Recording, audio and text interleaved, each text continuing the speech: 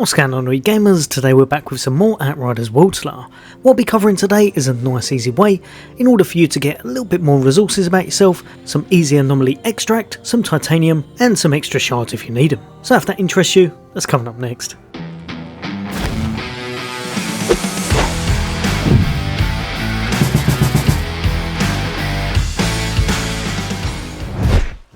Welcome back all you gamers. Today I'm going to be showing you one tip that I've not really seen anyone cover yet, and I think it can really help you out to obtain those resources if you're lacking in upgrading and such. If you need extra of anomaly extract and the titanium and shards, this is definitely one way to do it.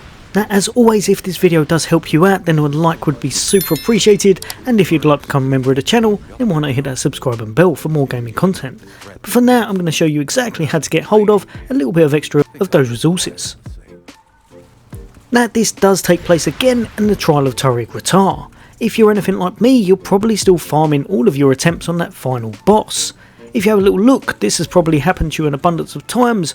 All of the loot has fell on the floor because your inventory is completely full up and it's got nowhere else to go. When you're on the very last boss, so the very final arbiter, hopefully you've got 3 attempts left, but it doesn't matter even if you haven't.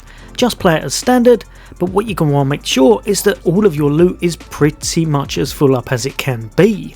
Obviously if you've got 3 attempts, just make a little bit of space in case you're after that reward that is going to drop as its guaranteed drop. So if you need to clear some up before you go into the battle.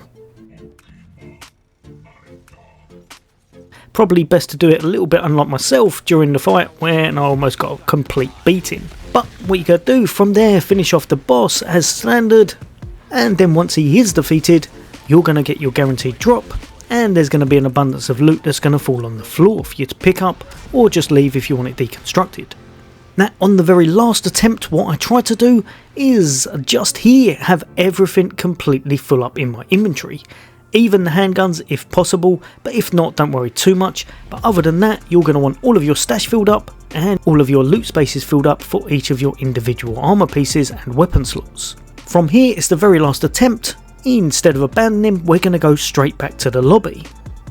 Now you're going to go straight back to continue, and because you can't obviously do any more of that last boss, you've done all your attempts, it's going to put you back to the very start of Trial of Outriders, back at your base camp.